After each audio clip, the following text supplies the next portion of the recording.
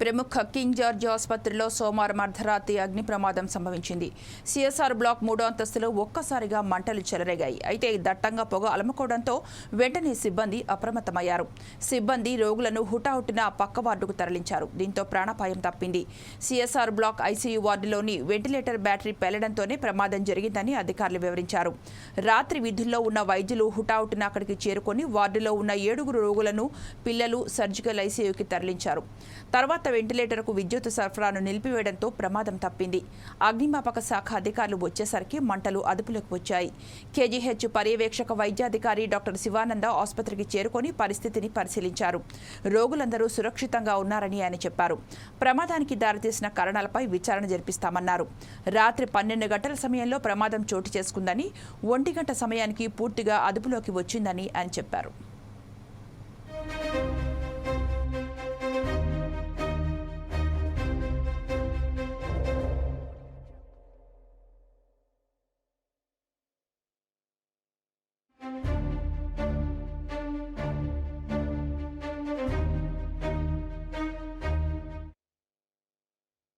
పొగలు రాగానే మేము అందరం అప్రమత్తతో మొత్తం అందరూ డాక్టర్లు, staff nurses and all employees they went there and we rescued all the patients. అందరు పేషెంట్స్ని పక్కవాడికి షిఫ్ట్ చేసి అందరికీ మళ్ళీ చక్కగా వెంటిలేటర్స్ కనెక్ట్ చేసి అందరూ సేఫ్గా ఉన్నారు. ప్రస్తుతానికి అంతా బాగానే ఉంది. సో మార్నింగ్కి అది ఏంటి కారణాలు ఇవన్నీ అనేది మేము రేపు మార్నింగ్ మొత్తం కంప్లీట్గా అది అనలైజ్ చేస్తాం. ముందు పేషెంట్లు ఇంపార్టెంట్ కాబట్టి మేము పేషెంట్ల గురించి ఇప్పుడు ఫస్ట్ వాళ్ళ ఆ ప్రాబ్లం నుంచి బయటకు రావడం అనేది మేము అత్యంత ఇంపార్టెంట్గా తీసుకొని పేషెంట్లు అందరూ ఇప్పుడు బాగున్నారు. నేను పర్సనల్గా వచ్చి మొత్తం ఎంటైర్ థింగ్ దగ్గరుండి చూసుకోవడం అనేది జరిగింది. సార్ లోపల చనిపోయి కూడా ఎవరు ఉన్నారు? అది ముందే చనిపోయారు. అది ఇప్పుడు చనిపోలేదండి. దానికి సంబంధం లేదు. ఎన్ని మంది సార్ చికిత్స తీసుకుంటున్నారు లోపలైతే? ఇప్పుడు టోటల్ 8 ఉన్నారు. 8 మెంబర్స్ సార్ ఉన్నారు. అందరూ బాగున్నారు. సార్ వార్డు పేరు సార్? వార్డు పేరు ఏం వార్డులో? ఐఆర్సీయూ వార్డు. ప్రముఖ హాస్పిటల్ కింగ్ జార్జ్ ఆసుపత్రిలో సోమవారం అర్ధరాత్రి అగ్ని ప్రమాదం సంభవించింది. సిఎస్ఆర్ బ్లాక్ 3వ అంతస్తులో ఒక్కసారిగా మంటలు చెరిగాయి. అయితే దట్టంగా పొగ అలుముకోవడంతో వెంటనే సిబ్బంది అప్రమత్తమయ్యారు. దీనిపై మరింత సమాచారాన్ని మా విశాఖ ప్రతినిధి చంద్రశేఖర్ అందిస్తారు. చంద్రశేఖర్, చెప్పండి. Thank you Srilakshmi. ఉత్తరాంధ్ర సంజీవనిగా పేరుగాంచినటువంటి విశాఖ కేజీహెచ్ లో నిన్న అర్ధరాత్రి స్వల్ప అగ్ని ప్రమాదం అయితే చోటు చేసుకుంది.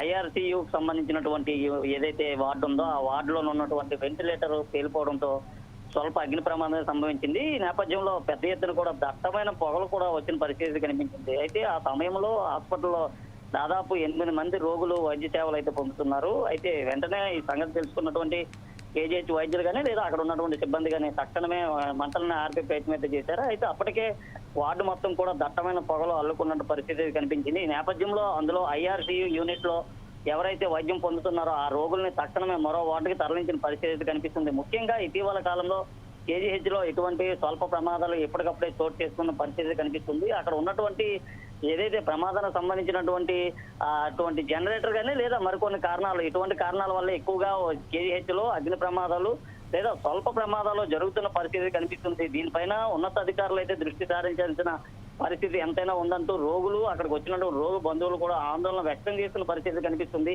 ముఖ్యంగా నిన్న రాత్రి జరిగినటువంటి సంఘటనలో పెద్ద ప్రమాదం కానీ జరిగి ఉంటే దాదాపు 8 నుంచి 10 మంది మృత్యువాత పడే పరిస్థితి కనిపించింది. ఎందుకంటే ఐఆర్సీయూలో ఉన్నట్టు వారంతా కూడా పూర్తిగా వారికి అనారోగ్యంతో ఉన్నటువంటి వారంతా కూడా బెడ్ పైన సేవలు పొందుతున్నారు. ఆ సమయంలో ప్రమాదం చోటు చేసుకోవడం అనేది చాలా దారుణమైన ఘటనగా అయితే రోగు బంధువులు అయితే ఆందోళన వ్యక్తం చేస్తున్న పరిస్థితి కనిపిస్తుంది. ముఖ్యంగా కేజీహెచ్ లో జరిగిన ఘటనకు సంబంధించి ఎందుకు జరిగింది, అసలు ఎలా జరిగిందనే అంశం పైన కూడా పూర్తిగా దర్యాప్తు చేయాలంటూ కూడా రోగు బంధువులు అయితే ఆరోపిస్తున్న పరిస్థితి కనిపిస్తుంది. తక్షణమే కేజీకి సంబంధించినటువంటి వైద్యులంతా కూడా చేరుకొని మంటల్ని అప్పటికే అదుపులోకి తీసుకొని రావడం అయితే జరిగింది. అయితే అక్కడికి చేరుకున్నటువంటి అగ్నిమాపక సిబ్బంది ఉన్నటువంటి పొగతో కూడుకున్నటువంటి రూమ్ లో ఏదైతే ఉందో ఆ పొగనంతటిని కూడా బయటికి పంపించే ప్రయత్నం అయితే చేశారు. ముఖ్యంగా కేజీహెచ్ లో ఎప్పటికప్పుడు ఇటువంటి ఘటనలు పునరావృతం కావడం, అలాగే అక్కడికి వచ్చే రోగులకు సరైన వైద్య సేవలు అందించలేదంటూ కూడా అందరూ ఆవేదన అయితే వ్యక్తం చేసిన పరిస్థితి కనిపిస్తుంది. శ్రీలక్ష్మి, ప్రస్తుతం అక్కడ పరిస్థితి సద్దుమణిగిందా అంతా?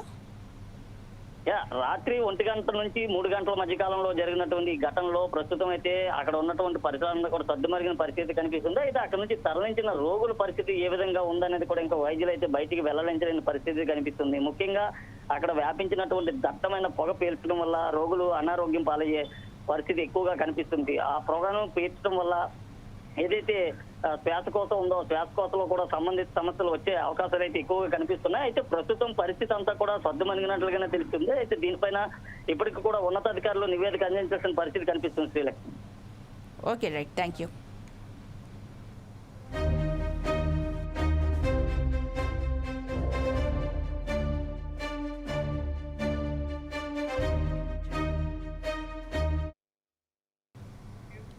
కాంగ్రెస్ అగ్రనేత రాహుల్ గాంధీ ఈ సార్వత్రిక ఎన్నికల్లో 2 చోట్ల పోటీ చేసి విజయం సాధించారు.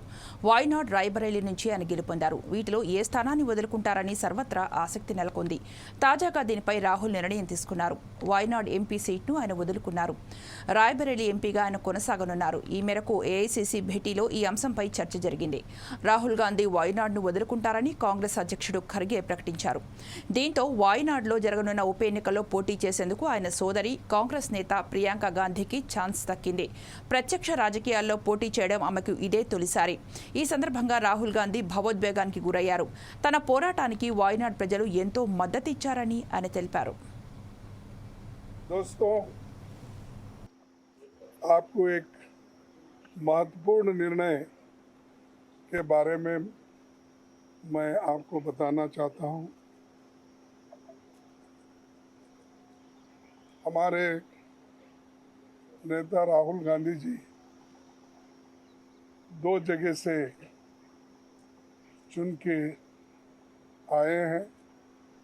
कानून के तहत उनको 1 सीट वेकेट करना पड़ता है और 1 सीट पे वो कंटिन्यू कर सकते हैं।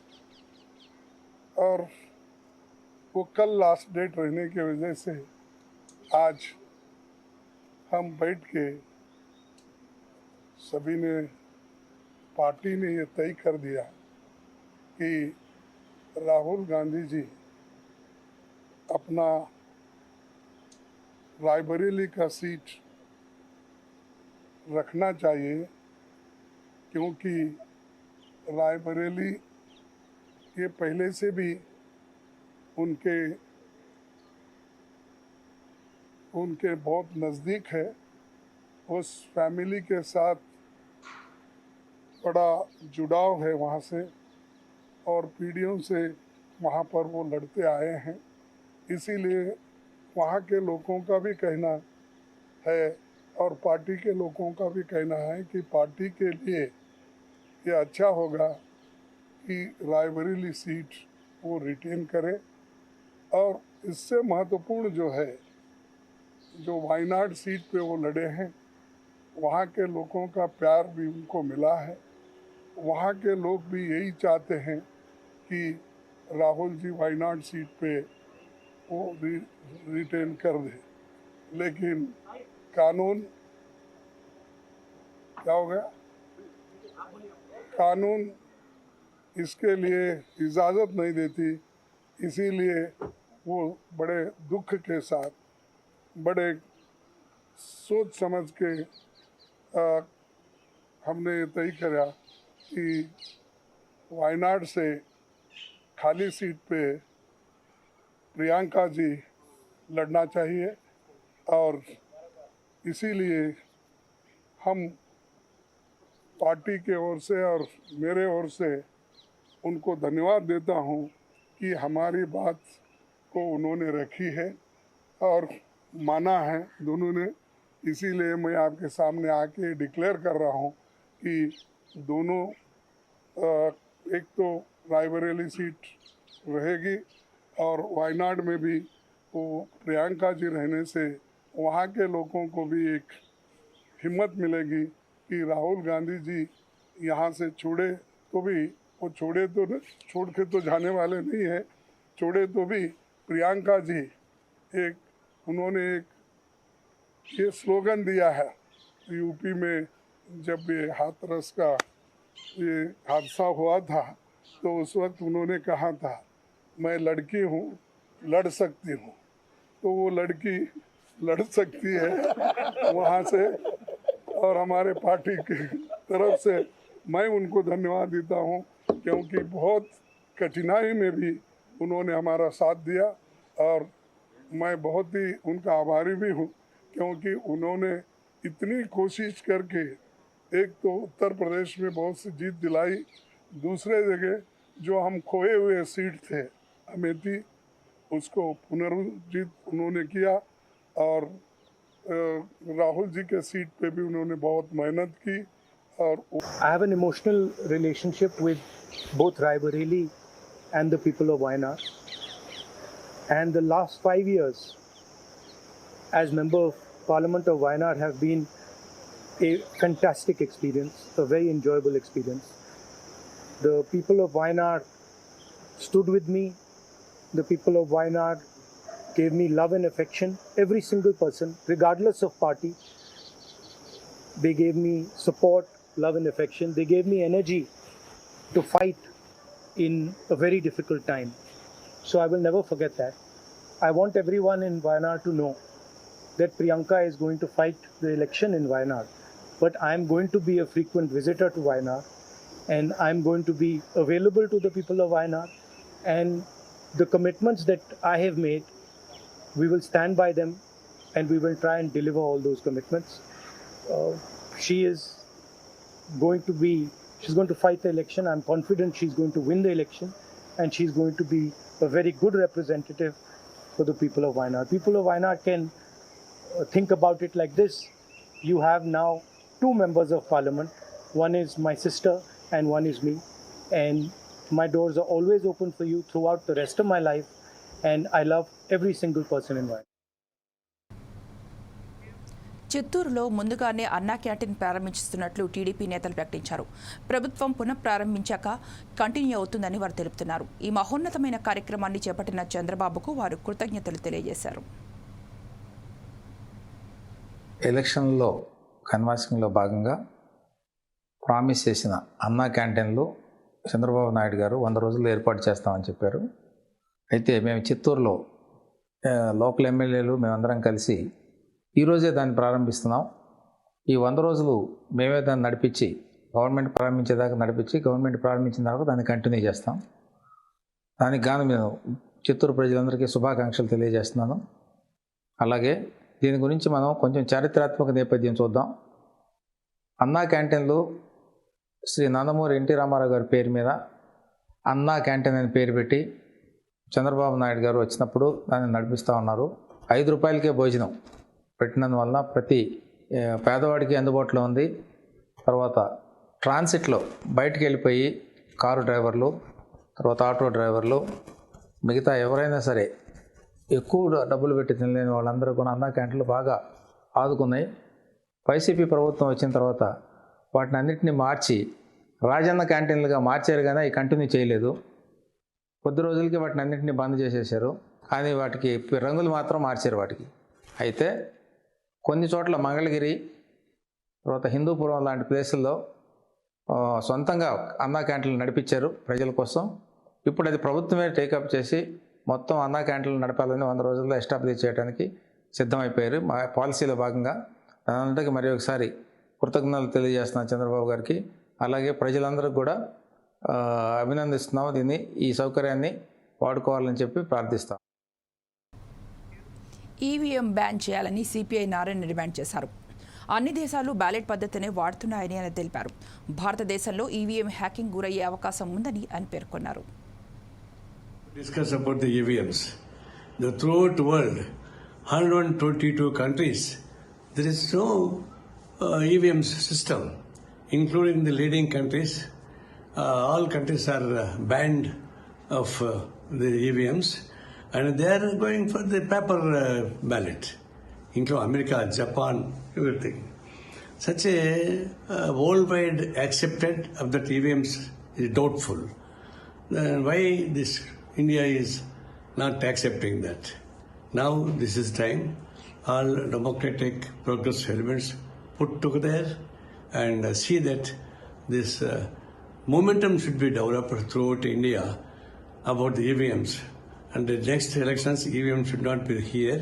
Such a movement, it is necessary, and we demand the central government also should discuss about this and withdraw the EVMs. Otherwise, it is encouraging the false and manipulated results. YCP ప్రభుత్వం నిర్లక్ష్యంతో పోలవరం ప్రాజెక్టును నాశనం చేసిందని CM Chandrababu మండిపడ్డారు. Diaphragm wall దెబ్బతిందని, వరదలు వస్తే పరిస్థితి మరింత క్లిష్టంగా మారుతుందన్నారు. గత వైసీపీ ప్రభుత్వం పోలవరం ప్రాజెక్టును నాశనం చేసిందని సీఎం చంద్రబాబు విమర్శించారు. రాజకీయాల్లో ఉండగని వ్యక్తి జగన్ అధికారంలోకి వచ్చి రాష్ట్రానికి శాపంగా మారారన్నారు. వైసీపీ ప్రభుత్వం రాగానే పోలవరంపై రివర్స్ టెండరింగ్ చేపట్టారని, ఏజెన్సీతో పాటు సిబ్బందిని కూడా మార్చారన్నారు. గత ప్రభుత్వ నిర్లక్ష్యంతో డయాఫ్రమ్ వాల్ దెబ్బతిందని ఆరోపించారు. 447 కోట్లతో మరమ్మతులు చేసినా డయాఫ్రమ్ వాల్ బాగవుతుందని పరిస్థితి లేదన్నారు. సమాంతరంగా డయాఫ్రమ్ వాల్ కడితే 990 కోట్లు ఖర్చవుతుందన్నారు. పోలవరం విషయంలో జగన్ క్షమించరాని తప్పులు చేశారని చంద్రబాబు మండిపడ్డారు. ఒక జీవనాడిగా పోలవరం ఆంధ్రప్రదేశ్ రాష్ట్రానికి ఒక వరంగా భావించి ఆ రోజు మనం శ్రద్ధ పెట్టాం. ఈ ప్రాజెక్ట్ వల్ల ఇది పూర్తి చేసుకుని నదుల అనుసంధానం చేసుకోగలిగితే ఈ రాష్ట్రానికి కరువు అనే మాట లేకుండా చేయొచ్చనే విధంగా మనం ఆలోచించి ప్రాజెక్ట్ ముందు తీసుకుపోయాం. ఆ రోజు కూడా చాలా దూరదృష్టితో, నాకుండే అనుభవంతో ఎన్నికలైనాయి 2014లో. ఇక్కడ తెలుగుదేశం పార్టీ గెలిచింది, బీజేపీ తెలుగుదేశం పొత్తున్నాం. ఢిల్లీలో ఎన్డీఏ వచ్చింది. నేను మొట్టమొదటిసారిగా రిక్వెస్ట్ చేసింది, ఎందుకంటే నేను విజువలైజ్ చేశాను కాబట్టి, 7 మండలాలు తెలంగాణలో ఉన్నాయి కరువుకి ముంపు గురయ్యే మండలాలు. ఆ 7 మండలాలు కానీ మనకి ఇవ్వకపోతే 2 రాష్ట్రాలు జూన్ 2వ తారీఖు నోటిఫై అవుతాయి. నోటిఫై అయిన తర్వాత మళ్ళీ అసెంబ్లీ పోయి ఆ రాష్ట్రాలు ఒప్పుకుంటే తప్ప ఇది సాధ్యం కాదు. అందుకనే పట్టుబట్టి మీరు 7 మండలాలు ఇవ్వకపోతే నేను ప్రమాణ స్వీకారం కూడా చేయను, ఇంకా పోలవరం ప్రాజెక్ట్ కాదు అనే ఉద్దేశంతో నేను పట్టుబట్టి ఫస్ట్ కేబినెట్ చరిత్రలో ఎన్డీఏ 2 అసెంబ్లీలో మామూలుగా మెంబర్లంతా కూడా ఓట్ తీసుకున్న తర్వాత రెగ్యులర్ బిజినెస్ స్టార్ట్ అవుతుంది. మినిస్టర్స్ ని స్వేరింగ్ ఇన్ చేసి ఎంపీ ఓట్ తీసుకొని రెగ్యులర్ బిజినెస్ స్టార్ట్ అవుతుంది. అలాంటిది ఆర్డినెన్స్ ద్వారా ప్రెసిడెంట్ ఆఫ్ ఇండియాని కన్విన్స్ చేసి కొత్త ప్రభుత్వం వస్తున్న ఆర్డినెన్స్ ఇవ్వాల్సిన అవసరం ఉండదు, ప్రెసిడెంట్ కూడా ఒప్పుకోడు. ఈ యొక్క అత్యవసర పరిస్థితిని ఆయనకు నచ్చజెప్పి ఒక కేబినెట్ మినిస్టర్స్ వెళ్ళి నచ్చజెప్పి తర్వాత కేబినెట్ పెట్టి ఈ యొక్క తీర్మానాన్ని పాస్ చేసి ఆర్డినెన్స్ తీసుకొచ్చి అది యాక్సెప్ట్ చేసిన తర్వాత పార్లమెంట్ సమన్ చేశారు. దానివల్ల 7 మండలాలు మనకు వచ్చాయి. ఆ 7 మండలాలు వచ్చాయి కాబట్టి మనం ప్రాజెక్టు కట్టగలిగాం. అప్పటికే ఈ ప్రాజెక్ట్ చాలా, ఒక మాటలో చెప్పాలంటే అనేక సంక్షోభాలు ఎదుర్కొంది. 2500లో ఈ ప్రాజెక్ట్ రాజశేఖర రెడ్డి గారు ప్రారంభించడం, అప్పుడే అవకతవకలు చేయడం, కాంట్రాక్టుల్ని క్యాన్సిల్ చేయడం, అక్కడి నుంచి ప్రాజెక్టు ఆటకెక్కడం, అక్కడి నుంచి వాళ్ళందరూ కోర్టులకు వెళ్ళిపోవడం, ఇక్కడ కూడా land acquisition project central place లో ల్యాండ్ ఎక్విజిషన్ చేయాలంటే వాళ్ళు కోర్టుకు వెళ్ళడం, right main canal left main canal కాలువలు తవ్వాలంటే వాళ్ళు కోర్టులకు వెళ్ళిపోవడం, ఎన్ని లిటిగేషన్లు పెట్టాలో అన్ని లిటిగేషన్లు పెట్టి 2014 కంటే ముందు కిరణ్ కుమార్ రెడ్డి ముఖ్యమంత్రి అయిన తర్వాత టెండర్లు పిలిచాడు. అది కూడా కోర్టుకు పోయి గందరగోళం అయ్యి తర్వాత ఫైనల్ గా అన్ని కోర్టులు వెకేట్ వచ్చింది. ఆ సమయంలో విభజన జరిగిన సమయంలో ఇది నేషనల్ ప్రాజెక్ట్ గా విభజన చట్టంలో పెట్టారు. నానా అవస్థలు పడి ప్రాజెక్టు ఇప్పుడే కాదు, ఈ ప్రాజెక్ట్ కన్సీవ్ చేసి చూస్తే 1940లోనే కన్సీవ్ చేశారు బ్రిటిష్ వాళ్ళు. అప్పటి నుంచి ముందుకు వెనక్కి రావడం, అప్పుడు కూడా 300 TMC నుంచి 700 TMC ఇంకా హైట్ కూడా పెంచి కట్టాలని చెప్పి అనుకున్నారు. కదా మనకు వచ్చింది చూస్తే 45.72 మీటర్లు దీంట్లో కట్టినప్పుడు 194 TMC ఆఫ్ వాటర్ స్టోర్ చేసేట్టుగా మనం దీన్ని పెట్టుకున్నాం. అంటే 194 TMC వాటర్ పెట్టుకుంటే 320 TMC ఆఫ్ వాటర్ వాడుకునే అవకాశం వస్తుంది. ఫ్లడ్ వాటర్ వచ్చినప్పుడు ఈ రిజర్వాయర్లు పంపించి అన్ని చేసే అవకాశం వస్తుంది. ఈ ప్రాజెక్టు చూస్తే ఉత్తరాంధ్ర కానీ ఈ యొక్క ఈస్ట్ వెస్ట్ గోదావరి, కృష్ణా, గుంటూరు, ఒక మాటలో చెప్పాలంటే ఇవన్నీ కానీ సక్రమంగా వాడుకుంటే రాయలసీమకు కూడా కరువు ప్రాంతమైన రాయలసీమకి ఇక్కడ గోదావరి నీళ్లు వాడుకొని కృష్ణా వాటర్ వాళ్ళకి ఇచ్చే అవకాశం ఉంటుంది. జనసేన అధినేత డిప్యూటీ సీఎం పవన్ కళ్యాణ్ నేడు వెలగపూడి సచివాలయానికి రానున్నారు. మంత్రిగా ప్రమాణ స్వీకారం తర్వాత పవన్ తొలిసారి సచివాలయానికి వస్తుండటంతో ఘన స్వాగతం పలికేందుకు అమరావతి రైతులు ఏర్పాట్లు చేస్తున్నారు. మధ్యాహ్నం 3 గంటలకు తన ఛాంబర్ను ఆయన పరిశీలించనున్నారు. అనంతరం సీఎం చంద్రబాబుతో భేటీ కానున్నారు. రేపు డిప్యూటీ సీఎంగా జనసేనాని బాధ్యతలు స్వీకరించనున్నారు.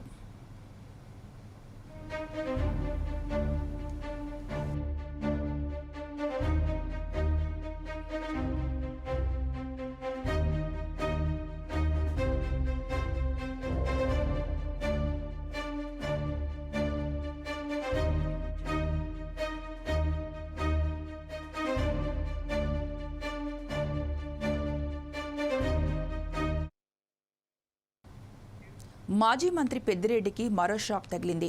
పెద్దిరెడ్డి రామచంద్రారెడ్డి తమ్ముళ్లపల్లి ఎమ్మెల్యే ద్వారకానాథ్ రెడ్డితో సహా 12 మందికి హైకోర్టు నోటీసులు ఇచ్చింది. తనపై దాడి చేసి తప్పుడు కేసులు నమోదు చేశారని, తన ప్రాణాలకు ముప్పు ఉందని కోర్టులో మాజీ జడ్జి రామకృష్ణ పిల్ దాఖలు చేశారు. దీనిపై జడ్జి రామకృష్ణ వీడియో విడుదల చేశారు. చిత్తూరు జిల్లాలో మంత్రి పెద్దిరెడ్డి రామచంద్రారెడ్డి ఆయన కుటుంబ సభ్యులు చేసినటువంటి దౌర్జన్యాలు, దుర్మార్గాలు, అవినీతి గురించి ఎవరైనా ప్రశ్నిస్తే వాళ్ళ కుటుంబాలపై దాడి చేయడం, గంజాయి ముఠాలను, రౌడీ ముఠాలను ఎగదోసి వారి కుటుంబ సభ్యులను, వారిని అనేక కష్ట నష్టాలు గురి చేయడం, తనకున్న అధికారాన్ని అడ్డం పెట్టుకొని పోలీసుల ద్వారా తప్పుడు కేసులు పెట్టించడం, వారిని జైల్లో పెట్టించడం, అనేక రకాలుగా వారిని హింసించడం అన్నది ఇన్ని రోజులుగా పెద్దిరెడ్డి రామచంద్రారెడ్డి చేసినటువంటి దుర్మార్గపు చర్యలు.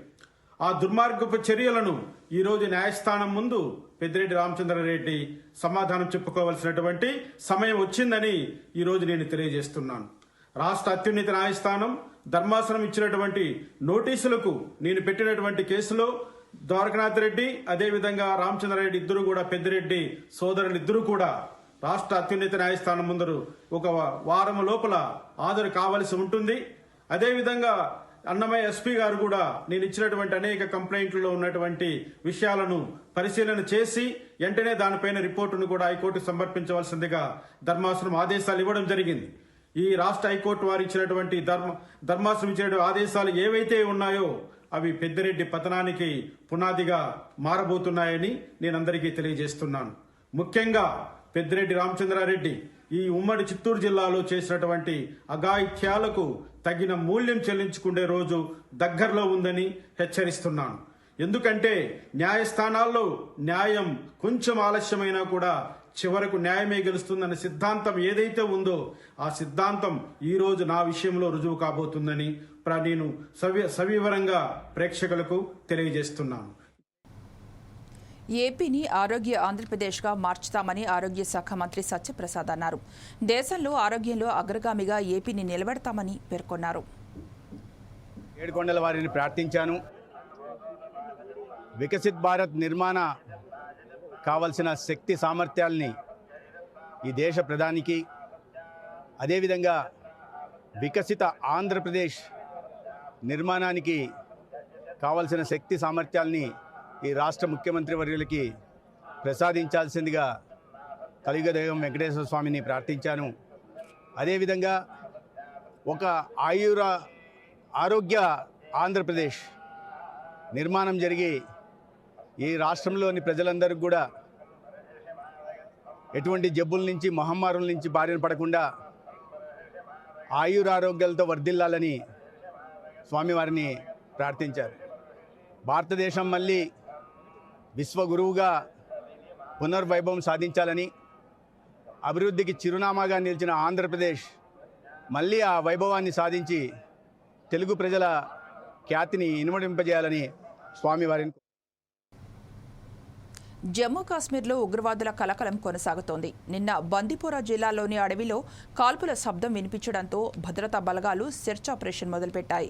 ఉగ్రవాదులు అడవిలో నక్కి ఉండొచ్చని భావిస్తున్నారు. కాగా ఇటీవల ఉగ్రదాడుల్లో రియాసీలో 9 మంది ప్రయాణికులు, కతువాలో ఓ జవాన్ మరణించిన సంగతి తెలిసిందే. ఈ నేపథ్యంలోనే కేంద్ర హోంమంత్రి అమిత్ షా సైతం కాశ్మీర్లో భద్రతపై నిన్న కీలక సమావేశం నిర్వహించారు.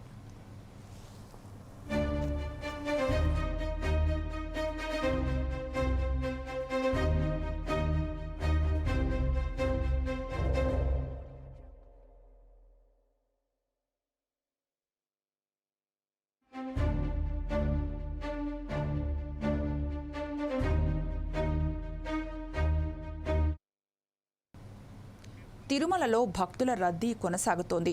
వైకుంఠం క్యూ కాంప్లెక్స్లోని అన్ని కంపార్ట్మెంట్ల నుండి వెలుపల క్యూ లైన్లలో భక్తులు వేచి ఉన్నారు.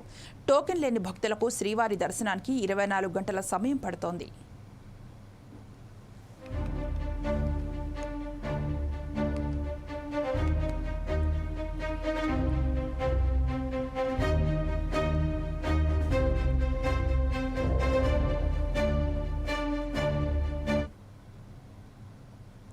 ద్రోణి ప్రభావంతో తెలుగు రాష్ట్రాలకు భారీ వర్షాలు కురిసే అవకాశం ఉందని వాతావరణ శాఖ వెల్లడించింది.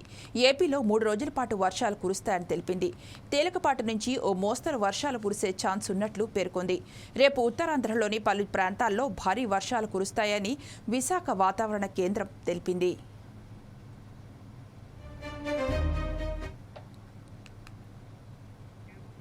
పీఎం కిసాన్ పథకం కింద 17వ విడత సహాయాన్ని ఇవాళ కేంద్ర ప్రభుత్వం రైతుల ఖాతాల్లో జమ చేయనుంది.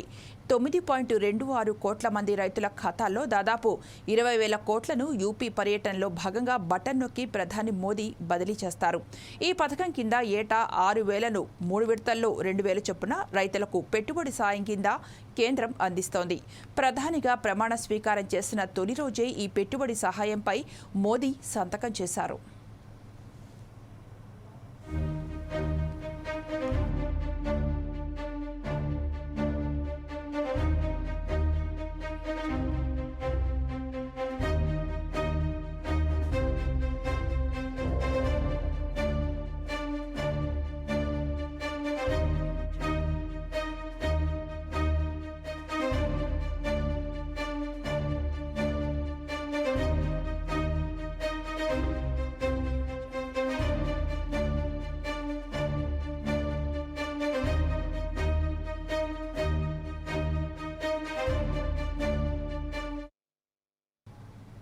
ఇక ఈ బులెటిన్ అప్డేట్స్ చూస్తూనే ఉండండి 4 Sides TV.